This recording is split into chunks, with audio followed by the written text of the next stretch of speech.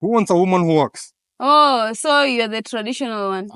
You're Okay, traditional. what's the definition of a traditional A man? traditional man is someone who like ana respecting values za watu wa kitambo, like you are like a man should provide, a man should do and this and this and this for nini. A traditional man wants a traditional woman. So unajua nini aspects za traditional woman venye inakwanga.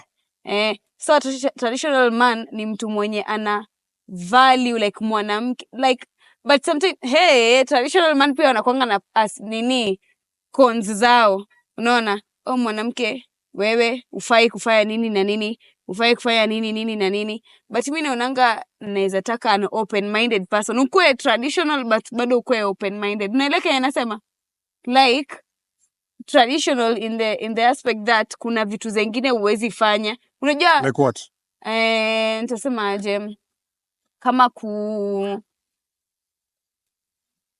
hookup culture hakuna kwa traditional nini culture. So unajua hivyo the hookup culture that we have, Yeah. like if it's one woman it's one woman, hakuna vitu zingine. But pia nini cons za traditional man, mimi nafanya kazi, ufai kufanya nini na nini, mimi ndo nakupea hivi na hivi, you're not supposed to talk back, you're not supposed to have an opinion. Sasa ndio maana nasemanga naweza taka traditional man mwenye pia ako open minded kiasi. Unajua tuko 2025 but bado uko na core values za kanini your culture, like una get Kenya nasema What's the role of a man and what's the role of a tuko lady? 2025 hakuna cha role of a man and role of a woman.